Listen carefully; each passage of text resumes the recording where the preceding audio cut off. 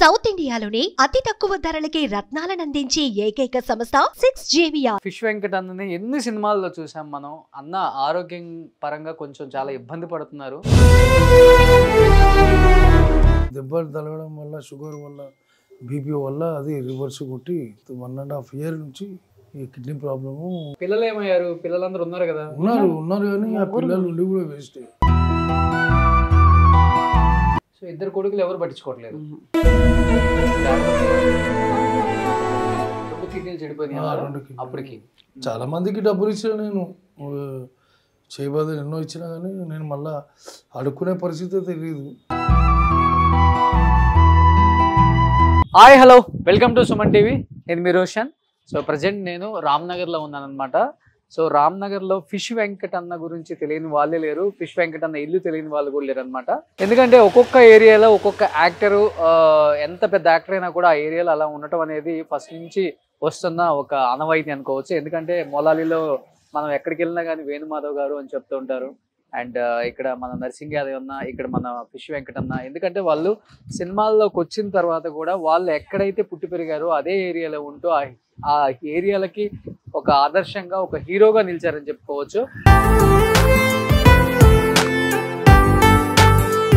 Present నాకు అన్న గురించి తెలిసింది ఫిష్ వెంకట్ అన్న గురించి. ఎందుకంటే సినిమాల్లో చాలా యాక్టివ్గా లైమ్ లైట్లో ఉన్నప్పుడు మంచి మంచి సినిమాలు చేశారు, రెమ్యునరేషన్ వస్తుంది, ఫ్యామిలీని రన్ చేసుకుంటూ వచ్చారు. కానీ తర్వాత సినిమాలు తగ్గినప్పటికీ, హెల్త్ సహకరించగా సినిమాలు తగ్గిపోయినప్పటికీ ఆయన ఫైనాన్షియల్గా కొంచెం ఇబ్బంది పడుతున్నారని కూడా నాకు తెలిసిందనమాట.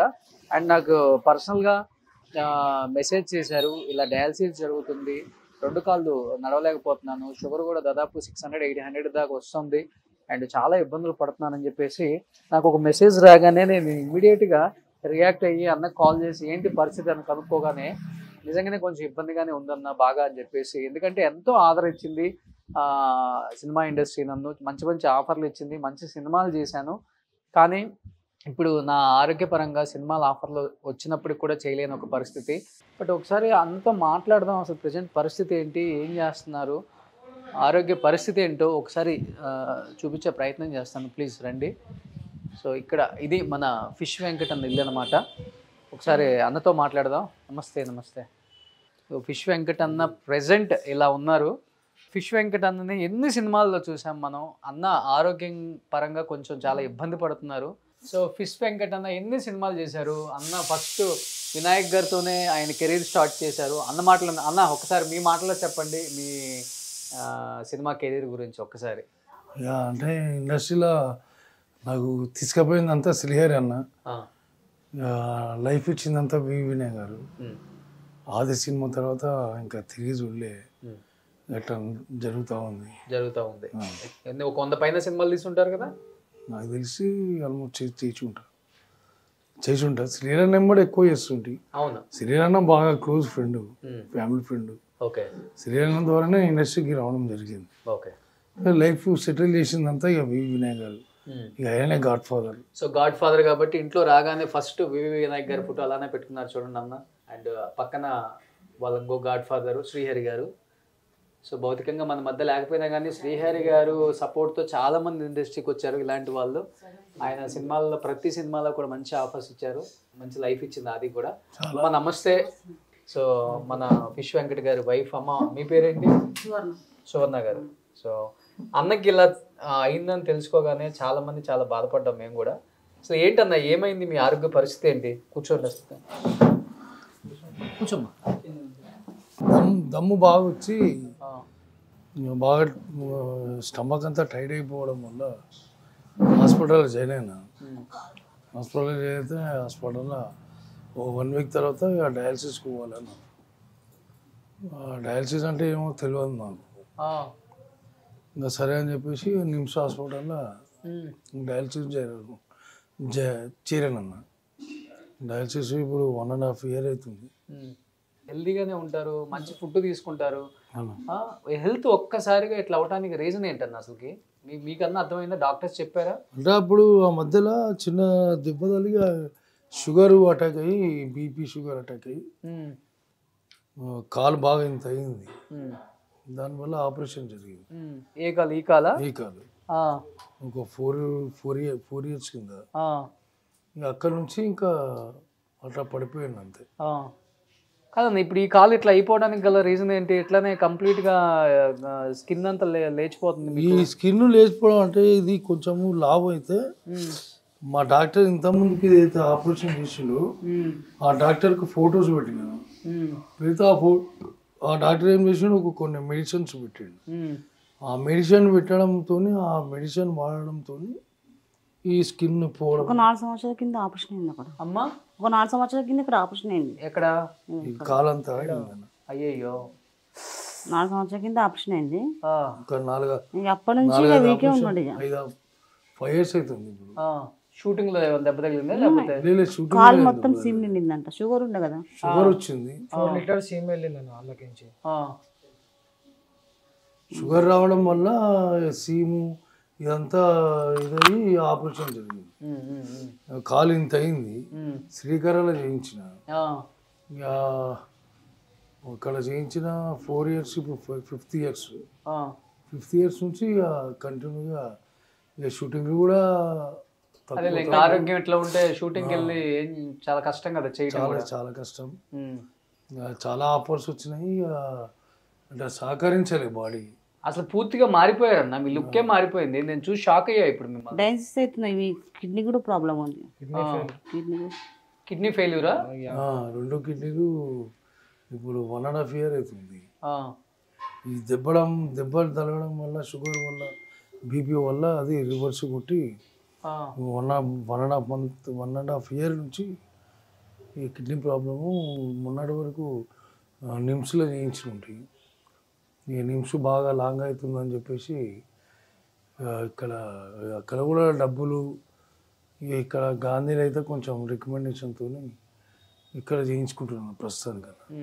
మంచిగా దండిగా ఉండే మనిషి అమ్మా. ఇట్లా ఎన్ని రోజులు అయిపోయింది? ఇప్పుడు సంవత్సరం నుంచి చాలా సంవత్సరం. అప్పుడు డయాలసిస్ అవుతున్నప్పటి నుంచి చాలా అవుతుంది. మొన్న 15 రోజులంటే అసలు లేస్తలేడు, అసలు లేవట్లేదు, అస్సలు లేస్తలేడు, నడుస్తలేడు, బయటకు కూడా పోవడం లేదు. అంత నీరసం, నడవడం చాలా ఇబ్బంది. డయాలసిస్ చేస్తుంటే కష్టం, చాలా అసలు కాళ్ళు లేచి కూర్చోవడం అనేది ఇబ్బంది అయిపోతుంది.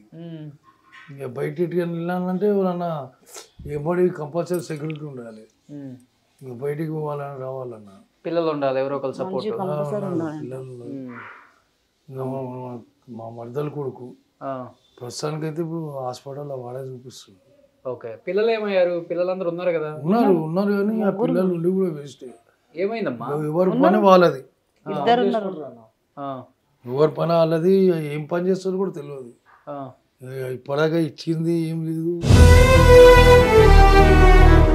పట్టించుకోవట్లేదమ్మా పిల్లలు. నిజంగా చెప్పండి. అప్పుడు నిమ్స్లు ఉన్నప్పుడు పట్టించుకురు, ఇప్పుడు పట్టించుకోవట్లేదు ఎవ్వరు. నిమ్స్లు ఉన్నప్పుడు పట్టించుకురు. ఎంతమంది పిల్లలు మీకు? 2 కొడుకులు, ఒక పాప. 2 కొడుకులు, ఒక పాప.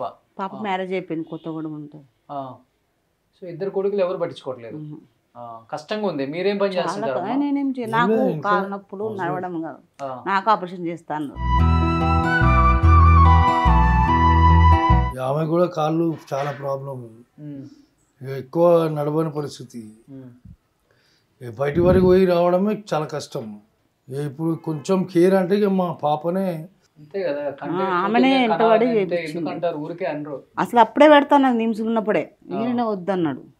అదేలే, మనం ఎప్పుడు పెట్టించేయగానే అడిగించేయి కదా అయింది. అడగాలంటే చిన్నతనంగా ఉంటుంది పాపం, ఎందుకంటే అలా బతికిన వ్యక్తి కదా ఆయన. ఇవాళ అడగాలంటే నిజంగానే బాధ అనిపిస్తుంది ఎవరికైనా కానీ. మెసేజ్ రాగానే అనిపించింది నాకు కూడా. ఎలాంటి సినిమాలు చేశారు, ఎలా ఉండేవాళ్ళు? చేయి చేసే వ్యక్తి కాదు మీరు అసలు. ఇంకా ఆయన్ని అందరికి ఇస్తాడు. ఒకసారి లైఫ్ లో అన్ని జరుగుతుంటాయి అన్న, అటు ఇటు 2 జరుగుతుంటాయి. దేవుడు పరీక్షిస్తుంటాడు, దానికి డౌన్ అవ్వద్దు అస్సలుకి. ఇండస్ట్రీ వాళ్ళకి తెలియదు నిజంగా ఎంత ప్రాబ్లం ఉందని. మేబీ తెలిస్తే అందరూ దీనికి రియాక్ట్ అయ్యి మీకు సపోర్ట్ చేస్తారు. ఎందుకని ఇన్నాళ్ళు దాచారు మరి దీన్ని అసలుకి? అంటే చెప్పుకోలేను, ఎప్పటివరకు నేను ఎవరికి చెప్పుకోలేను. నాది అన్నట్టు ఉంటా తప్ప ఎవరికి చెప్పుకోలేను. డాడీ ఏంటంటే డాడీ దగ్గరికి కూర్చున్న కాడికి అందరూ వస్తున్నారు చెప్పుకోవడం ఉన్నారు కదా. విశ్వేక్ అంటే హీరో ఈ ఏరియాకి. రామ్నగర్కి. అమ్మ నైట్ బాగా ఇబ్బంది పడుతున్నాడా మరి? అసలు అనుకోడు, అసలు రాత్రి అంతా అనుకోడు, నాకేం చేత కాదు. ఈ పాపనే వచ్చి ఉంటుంది ఊకే, కానీ ఆమె కూడా ఎన్నిసార్లు అని ఊకే వచ్చి ఉంటుంది. ఇప్పుడు పోయి కూడా 15 రోజులు అవుతుంది అంతే. అక్కడ ఉండి కూడా ఆమె అన్ని ఆర్డర్లు చేస్తుంది, టిఫిన్ అయినా ఏదన్నా. కానీ ఇద్దరు మగపిల్లల మటుకు పట్టించుకోవడం అంటే నిమ్స్లో ఉన్నప్పుడు పట్టించుకోరు. ఇప్పుడే మరి ఇంటికన్నా వస్తున్నారా? వస్తారు, ఏడుగోరు. ఇప్పుడే పోయిన పెద్ద, ఇప్పుడే పోయిన పెద్ద అయినా ఇంకొక నల్లనే ఉన్నారు. అంతా క్లియరే. ఇచ్చుడు ఇవన్నీ ఏమి ఉండదు. ఫైనాన్షియల్ గా సపోర్ట్ చేయదు, ఏం లేదు. ఫైనాన్షియల్ గా అసలు సింగిల్ ఇంపి కూడా సపోర్ట్ లేదు. మన దగ్గరికి ఏం తీసుకుంటారు. 15 రోజులు అయితే అస్సలు లేస్తలేడు ఆయన. అది నాకు చాలా భయం వేసి మా బిడ్డ కూడా బాధపడి గుప్తకు ఫోన్ చేసింది. అసలు చెప్పొద్దు అన్నాడు, ఎవరు చెప్పొద్దు అన్నాడు, అందరు తెలిస్తే బాగుండదు. గుప్తనే మళ్ళీ ఆయన ఫోన్ చేసి అన్న ఇట్లా సంగతి మా డాడీ లేస్తలేడు అని చెప్పి చెప్పుకోవడంలో తప్పే ఉందమ్మా. చెప్పొద్దన్నాడు. అసలు నిమ్స్ ఉన్నప్పుడే చెప్దాం అనుకున్నాం, వద్దన్నాడు, అస్సలు వద్దన్నాడు. అప్పుడు కూడా ఆఫర్లో వచ్చినాయి షూటింగ్ నిమ్స్ లో ఉన్నప్పుడు కూడా. ఇక చెప్పకంటే చెప్పలేము. ఇప్పుడు ఇంకా చాలా పరిస్థితి చాలా అయిపోయింది. అప్పుడు అందరూ 20 దగ్గర వీళ్ళందరూ వచ్చారు చూడడానికి. ఇప్పుడు ఎంత ఖర్చు అయిందన్నా? ఇప్పుడు 18-20 లక్షలు. 20 లక్షలు ఖర్చు అయింది. మీ వరకు ఉన్నది వరకు పెట్టారు. అంటే ఒక్కొక్క హాస్పిటల్ 4-5 హాస్పిటల్ తిరిగినాము. ఏ హాస్పిటల్ పోయినా 2 లక్షలు 3 లక్షలు. ఇంకా నిమ్స్ లో అయితే 6 లక్షలు దాకా. ఊరికే ఏముండదు, ట్రీట్మెంట్ ఉండదు, ఏముండదు. వారం రోజులు 10 రోజులు పెట్టుకోవాలి. కారు ఇంత ఉన్నది, ఇంత అవుతుంది, మళ్ళీ ఇంత అవుతుంది, వేరే హాస్పిటల్కి వెళ్ళిపోవాలి అంతే. ఇక లాస్ట్ ఫ్రెండ్ సీను అని తార్నాకర్ ఉంటాడు. వాడు ఏం చేసిండంటే శ్రీకరాల మనకు తెలుస్తున్నారా వాళ్ళ ఆపరేషన్ చేయిస్తా అని చెప్పి తీసుకెళ్ళిపోయి చేయించింది ఆపరేషన్. 4 ఆపరేషన్లు చేయించింది. ఇంత ఉన్నది, ఇంత అయింది. ఇంకా దాని తర్వాత కొన్ని రోజుల తర్వాత ఆగ్రాలో షూటింగ్ చేసినట్టు. లాస్ట్ ఇప్పుడు విజయవాడ ఒక ప్రొఫెసర్ ఒక అతను ఉండే, వాళ్ళ అబ్బాయి హీరోగా చేసిండు ఆల్రెడీ 2 సినిమాలు. మంచి ఆల్రెడీ 2 పెద్ద సినిమాలు చేసిండు. ఆయన నేను రావు రమేష్ వినాయక కిషోర్ అందరూ కలిసి ఒక 4-5 డేస్ చేసినాం అన్న ఆగ్రాలో. ఆడ చిన్న మూల కొట్టింది, కొత్త షూ మూల కొట్టింది. ఆ మూల కొట్టడంతో మళ్ళీ కాళ్ళ నుంచి స్టార్ట్ అయింది. ఫస్ట్ ప్రాబ్లం స్టార్ట్ అయింది. అప్పటి నుంచి ఇక కాళ్ళు కూడా ఆయాసం. మా బిడ్డకు 7 సంవత్సరాలకు కొడుకు పుట్టిండు. ఇంకా అదొక సంతోషము, ఈయన దావకంలో ఒక బాధ. అప్పుడే కానీ ఆ షూటింగ్ లోనే బయటపడిందన్న మీకు? షూటింగ్ లోనే మొలగుచ్చుకుంది. మీరు దాన్ని నెగ్లెక్ట్ చేశారు. ఆగ్రా నుంచి డైరెక్ట్ వచ్చి ఇక ఇక్కడనే సోమియాలో జాయిన్ అయినా. 1.5 month జాయిన్ అయిన తర్వాత ఇక సెప్టిక్ అయింది. అది సెప్టిక్ అయింది. సెప్టిక్ అయితే ఇక డాక్టర్ అన్నాడు కంపల్సరీ డయాలసిస్ అన్నాడు. సరే డయాలసిస్ అంటే కూడా నాకు తెలియదు డయాలసిస్. సరే డయాలసిస్ అంటే ఏమో ట్రీట్మెంటే కదా అని నేను అనుకుంటున్నాను. ఆడిపోయేసరికి ఏంది కిడ్నీలో ప్రాబ్లం. 2 కిడ్నీలు చెడిపోయినాయి అప్పటికి. సరే అని ఆ డయాలసిస్ ఇప్పుడు 1.5 years అవుతుంది. ప్రస్తుతానికైతే అట్లా నడుస్తూ ఉంది. చాలామంది అన్నారు ఇట్లా సంగతి. గుప్తా కూడా ఎన్నోసార్లు ఫోన్ చేసి అన్నాను ఎందుకు ఇట్లా నెగ్లెక్ట్ చేస్తున్నావు అని అంటే కూడా ఏం చేస్తాం, నెగ్లెక్ట్ చేస్తున్నాం అంటే ఇప్పుడు మనంతా మనం ఎవరి దగ్గరికి పోలేము. అందరు తెలిసినంత మాత్రాన మనం పోయి ఏం చేయలేము కదా. లేదన్నా మేము సపోర్ట్ ఉంటాము, మీరు 7 గంటలకి పోదాం అంటే అసలు నాతో అయితే లేదు పురానికే పోనీకే.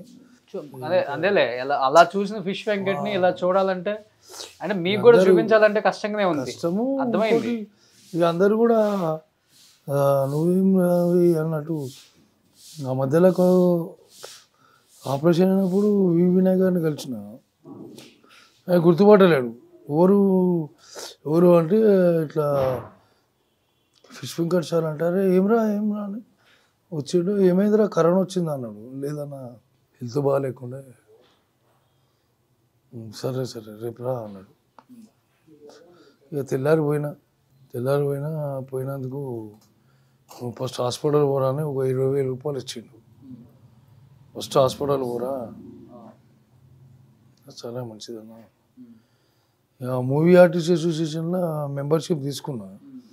అప్పుడు ఎప్పుడో మల్లికార్జున గారు ఉన్నప్పుడు ఆది సినిమా తర్వాత బన్నీ తర్వాత తీసుకుంటే అందరికీ నా ఒక్కొనికి రిజెక్ట్ చేసిండు, అందరికి ఇచ్చిండు.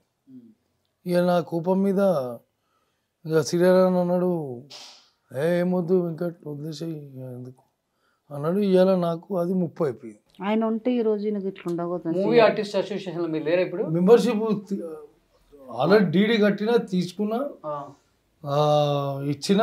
మల్లికార్జునరావు ఉండే ఇప్పుడు సెక్రటరీ. మల్లికార్జునరావు గారు ఏం చేసిండు, నా వెనక జూనియర్స్కి ఇచ్చిండు, నాకు ఇయరే. నేను అప్పటికి సీనియర్, చాలా సినిమాలు చేశారు, చాలా సినిమాలు చేసిన. నా జూనియర్కి ఇచ్చిండు, నాకు ఇయర్స్ ఇవ్వేసరికి ఇక శ్రీరాన్న కొంచెం కోపం వేసిండు. కోపం చేసేసరికి ఇక సరేలే అన్నా అని గమనుకున్నా. నా డీడీ ఇంకో ఆనంద్ భారతి అని వానికి ఇచ్చిన, ఈ అసోసియేషన్ డీడీ. సరే నువ్వనే తీసుకోపోరాబాయ్ అని చెప్పేసి ఇక అప్పటి నుంచి ఆ కోపం మీద ఇంకా అసలు మూవీ ఆర్టిస్ట్ అసోసియేషన్ మెంబర్షిప్ తీసుకోలేదు. ఇక తర్వాత మధ్యలో కూడా కొంచెం ప్రాబ్లం అయిన ఉండే. అందరు అన్నారు నీకు కార్డు ఉంది కదా అంటే లేదని చెప్పిన. నీకు కార్డు లేకపోతే మనం ఏం చేయలేం కదా. సరే అన్న మనం దాని గురించి ఇది చేద్దామని మన లాస్ట్ 3 years బ్యాక్ తారకరత్న రాసిండు కార్డు, చనిపోయిన తారకరత్న. ఆయన స్వయంగా రాసి మా సినిమాలను మంచి పాపులర్ వెంకటన్న ఆది సినిమాలో తొడగొట్టు చిన్నాను, ఇప్పుడు నాకు మీ లైఫ్ మెంబర్షిప్ నేనే రాస్తా అని చెప్పి అవన్నీ స్వయంగా తీసుకొని అప్లికేషన్ ఫిలప్ చేసి ఇచ్చింది. అది కూడా తీసుకోలేదు. అంటే తీసుకోవాలంటే ఇబ్బందికరంగా ఉండి డబ్బులు ఇక సరేలే తీసుకుందాం. ఆ ఎస్వై షూటింగ్ చేస్తుంటే ఆ ఎస్వైలో డబ్బులు వచ్చేటుండే దాంతో తీసుకుందాం అనుకున్నా, తీసుకోలేకపోయినా. ఇక అది అట్లా జరుగుతుంది ఇక్కడ దాకా వచ్చిందన్న. కాదన్న ఇప్పుడేమో సినిమా షూటింగ్లకు వెళ్ళట్లేదు, బయటకు వెళ్ళే ఓపిక లేదు, కుటుంబాన్ని పోషిస్తుంది మీరేనమ్మా. అక్కడికి ఫిష్ మార్కెట్కి వెళ్తున్నారా? వస్తుంది, ఫిష్ మార్కెట్కి వస్తుంది. నెలకి ఇంత ఏదో ఇంట్లోకి రాషన్కి వెళ్ళిపోతుంది. ఎంత అవుతుంది హాస్పిటల్కి? డయాలసిస్ డైలీ చేయాలి కదా, ఎన్నిసార్లు చేస్తున్నారు డయాలసిస్? అంటే అంతకుముందుకు 3,000 చెల్లాను నేను. ఇప్పుడు గవర్నమెంట్కి ఎంట్రీ అయిన తర్వాత ఇంకా డబ్బులు ఏం తీసుకోవడం ఏం లేదు. డబ్బులు కొంచెం మినిస్టర్స్ వీళ్ళంతా పద్మరావు వీళ్ళంతా బాగా పరిచయస్తులు మనకు, అంటే చిన్నప్పటి నుంచి పరిచయస్తులు. తెలంగాణ ప్రభుత్వం ఉన్నప్పుడు పద్మరావు గారు ఒక 5 లక్షల రూపాయలు సిఎంఆర్ ఇప్పించిండు. అప్పుడు నిమ్స్లో ఇచ్చాడు. అప్పుడు నిమ్స్లో ఇచ్చిండు. కూర్చొని తింటే కొండలైన తరిగిపోతాయి. 5 లక్షలు అక్కడనే అయిపోయినాయి, హాస్పిటల్లోనే అయిపోయినాయి. ఆల్రెడీ తీసుకున్నది. చాలా మందికి డబ్బులు ఇచ్చిన నేను, చేయబోదు ఎన్నో ఇచ్చినా కానీ నేను మళ్ళీ అడుక్కునే పరిస్థితి తెలియదు. కాకపోతే ఏంటంటే ఎవరి పరిస్థితి ఎట్లుంటుందో ఎవరిని తెలియదు కదా. సరే మంచిగున్నప్పుడు ఎంతో మంది వస్తుండే, ఇప్పుడు మంచిగున్నప్పుడు ఎంతో మంది వస్తుండే, మందికి సహాయం చేసి దోస్తులు వాళ్ళు వీళ్ళందరూ కాల్ చేసి ఆయన గురించి ఇట్లా ఉందని ఫోటోలు పంపించింది కూడా నేనే. యాక్చువల్ ఏంటంటే నేను మీ వీడియోస్ ఫాలో అవుతుంటా. వీళ్ళ పాప మ్యారేజ్ కాంట్రాక్ట్ చేసింది నేనే, నేను వెడ్డింగ్ ప్లానర్ని, ఆర్టిస్ట్గా కూడా చేస్తా. అదే ఫుల్ టైం నాకు కూడా ఫ్యామిలీ ఉంది కదా, ఈ షూటింగ్ చేస్తే అమౌంట్ సరిగ్గా రావట్లేదని ఈవెంట్సే ఫుల్ టైం చేస్తున్నాను. అన్న వాళ్ళ పాపది కూడా నేనే చేసింది. అట్లా కాకుండా అన్న చాలామందికి సహాయం చేసింది, నా కళ్ళతో చూసా. ఆ వర్క్స్కి నేను కూడా వెళ్ళా, అబద్ధం ఎందుకు చెప్పాలి. సరే సహాయం కోసం వచ్చిన వాళ్ళు చాలా మంది ఉన్నారు, ఎవరు రావట్లేదు. కానీ ఈ రోజు పాపం ఈయనకి ఇట్లా అయిందంటే నేనే సహాయం తీసుకుని వేల మంది వచ్చి ఇంటికి తినడానికి భోజనం అన్నిటికి వస్తుండే. ఆయన మంచిగా ఉండు పెడుతుండ అనుకున్నా. పద్ధతి నాకు నచ్చింది. అంటే మేము ఒక తల్లి పిల్లలం కాకుండా చాలా మంది నువ్వు రామరెడ్డి లాగా ఉంటావు, ఫిష్ వెంకట్ లాగా ఉంటావు అంటే అరే మా అన్నయ్య రాబాయ్ అని చెప్పి నేను గర్వంగా చెప్పుకుంటా. అట్లాంటిది ఇలా నాన్న పరిస్థితి ఇట్లా ఉందంటే నాకు కూడా బాధగా ఉంది. నాకు చూడగానే 15 రోజులు ఎందుకంటే అన్నని ఎలా చూసాం సినిమాలలో, ఎలాంటి రోల్స్, ఎలాంటి డైలాగులు చెప్పాడు, ఎలాంటి వ్యక్తి అయినా. ఈయన మొదటి ఆయన వ్యక్తిత్వం అందరికి ఇష్టం. ఈయన డైలాగ్ ఏదైతే కొట్టాడు ఆది సినిమాకి, అప్పుడు నేను సినిమా థియేటర్లో కూర్చొని ఈయన డైలాగ్కి క్లాప్స్ విజిల్స్ కొట్టిన వ్యక్తిని నేను, అప్పుడు చిన్నపిల్లోడిని. అట్లాంటిది హైదరాబాద్ నేను వచ్చిందే ఇండస్ట్రీ మీద పిచ్చితోటి వచ్చాను. కానీ అన్న నాకు డైరెక్ట్గా అన్నపూర్ణ స్టూడియోలో ఒక టైంలో పరిచయం అయ్యిండు, వాళ్ళ పాప మ్యారేజ్ కాంట్రాక్ట్ది మాట్లాడే విషయంలో. అప్పుడు నేను ఎవరు ఏంటనేది తెలుసుకోకుండా 40,000 రూపాయలు నాకు డైరెక్ట్ అడ్వాన్స్ ఇచ్చిండు. చాలామంది డబ్బులు ఇవ్వాలంటే అసలు ఎవరు, వీళ్ళ ఆఫీస్ ఎక్కడ ఏంటి అన్నీ ఎంక్వైరీ చేసిన తర్వాత ఎవరైనా అమౌంట్ ఇస్తారు. ఓకే. కానీ అన్న అట్లా లేదు, నాకు ఎమ్మటనే గుప్తా ఇగో ఎంత అంటున్నావు, ఈ 40,000 పెట్టుకో, నీకు మళ్ళీ నేను ఆ పెళ్లి టైం దగ్గర చుట్టాలకు కూడా చాలా మందికి చూసిండు, కానీ ఇప్పుడు ఎవ్వరు వస్తున్నారు ఆయన చూడడానికి. అన్న ఇప్పుడు అందరు హీరోలతో చేశారు కదా మీరు, ఆల్మోస్ట్ జూనియర్ ఎన్టీఆర్, పవన్ కళ్యాణ్, చిరంజీవి గారు, బాలకృష్ణ, వెంకటేష్, నాగార్జున గారు, వీళ్ళందరూ ఫ్యాన్స్ మిమ్మల్ని లవ్ చేస్తారన్న. ఎందుకు మిమ్మల్ని సపోర్ట్ చేసుకోము ఈ టైంలో, మేము ఎందుకు మీకు హెల్ప్ చేయమనుకున్నారు మీరు అసలుకి? ఎందుకంటే ప్రతి ఒక్క ఫ్యాన్, ప్రతి ఒక్క హీరో ఫ్యాన్, అరే మా హీరో దగ్గర ఈ విలన్ భలే కామెడీ డైలాగ్, కామెడీ విలన్ బాగా పండించాడు రా ఫిష్ వెంకట్ అన్న. ఇప్పటికీ గుర్తుంటుంది మాకు, తొడగొట్టు చిన్న అని ఒక డైలాగ్. ఒక్కసారి మా అందరి కోసం చెప్పండి అన్న, మీలో అది ఉంది ఇంకా సత్తా. తొడగొట్టు చిన్న ఒక్క డైలాగ్తో ఇలా అందరికీ అభిమానం సంపాదించుకున్నాను. అందరు హీరోస్ మీతో బాగుంటారు కదా? అందరు బాగుంటారు. సో ఈ వీడియో చూసిన తర్వాత ప్రతి ఒక్క ఆర్టిస్ట్, ప్రతి ఒక్క హీరో, ప్రతి ఒక్క డైరెక్టర్, ప్రతి ఒక్క ప్రొడ్యూసర్ మీకు కాల్ చేస్తారు, తప్పకుండా కాల్ చేస్తారు. ఫిష్ వెంకట్ అన్న వ్యక్తిత్వం ఏంటో తెలిసిన ప్రతి ఒక్కళ్ళు కాల్ చేస్తారు. ఎందుకంటే ఇండస్ట్రీలో నరసింహ యాదవ్ అన్న కావచ్చు, మీరు కావచ్చు, ఇలాంటి క్యారెక్టర్స్ చేసిన వాళ్ళ మనసు వెన్నలాంటి మనసు మీ అందరిది. ఉన్నప్పుడు అందరికీ మీరు హెల్ప్ చేశారు, లేనప్పుడు ఎవరిని కూడా చేసి అడగలేదు, ఉన్న దాంట్లో సర్దుకున్నారు. లేకపోతే మీ బాధలు మీరు పడ్డారు కానీ ఎవరిని అడగలేదు కూడా. కానీ ఇంత దూరం వచ్చిన తర్వాత ఉన్న డబ్బులు ఇప్పటికే 20 లక్షలు ఖర్చు పెట్టారన్న. ఇది సొంత ఇల్లే కదా? సొంత ఇల్లు. సో దేవుడి దయ వల్ల అన్న కష్టపడి సంపాదించారు కాబట్టి ఇప్పుడు వరకు 20 lakhs ఆయన ఖర్చు పెట్టుకొని ఆయన అంతటా ఆయన ఒళ్ళు బాగు చేసుకున్నారు. సో సొంత ఇల్లు ఉంది కాబట్టి ప్రాబ్లం లేదు అన్నకి. హెల్త్ పరంగా మటుకు మనం డెఫినెట్గా మనల్ని నవ్వించిన ఎంతోమంది ఆర్టిస్టులు ఇబ్బందులు పడుతుంటే మనం ఫస్ట్ నుంచి కూడా వాళ్ళని బయటికి వెలికి తీసి వాళ్ళు పడుతున్న బాధలను చెప్తూనే ఉన్నాము. వాళ్ళందరికీ మీరు సపోర్ట్ చేశారు, పాకీ జగత్ దగ్గర నుంచి ఇప్పటి వరకు కూడా. ఆ నమ్మకంతోనే అడుగుతున్నాను వ్యూయర్స్ అందరినీ అండ్ సినిమా ఇండస్ట్రీని కూడా. ఫిష్ వెంకట్ అన్నని కాపాడుకునే ధర్మం మనది. మనం అందరం హెల్ప్ చేయాలి. 50 రూపాయల, 500, 1000 రూపాయల మనకు తోచినంత అన్నకి ఈ టైంలో మనం ఇస్తే మనం చాలా హెల్ప్ అవుతాం. అన్న మీరు అది ఎప్పుడు కూడా నేనేదో అడగాల్సి వస్తుందన్న మీరు బాధ అయితే పడొద్దన్న.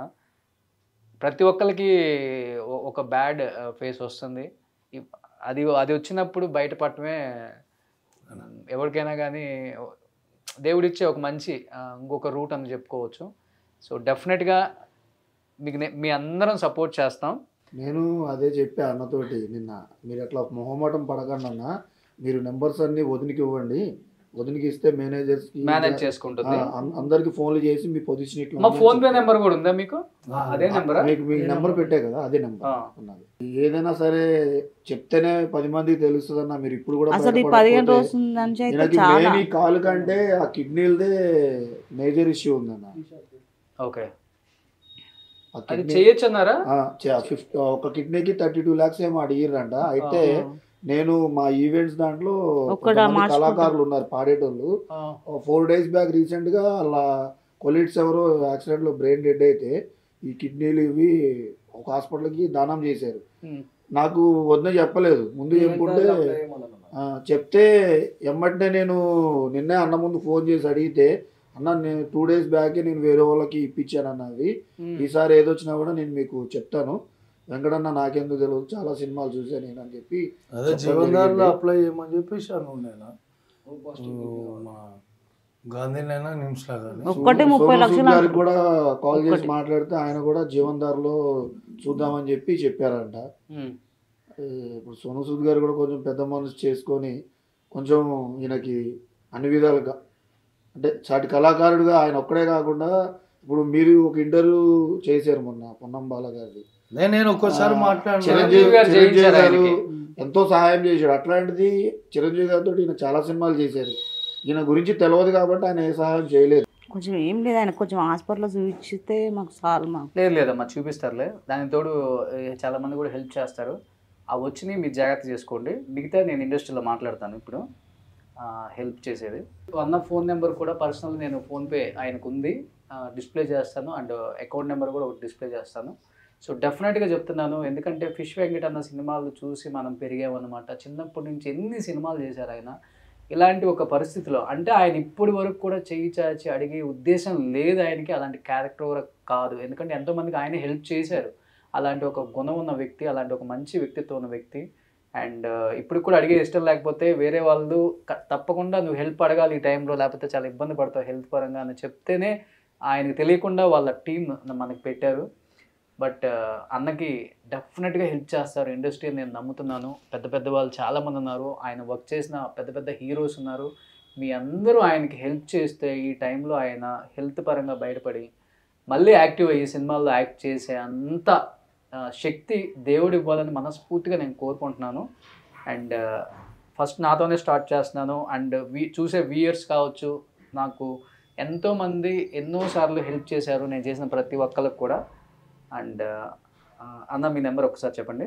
98493 98493 59 59 534 ఫిష్ వెంకట్ అన్న. ఓకే, సో నాతోనే స్టార్ట్ చేస్తున్నాను అన్నకి.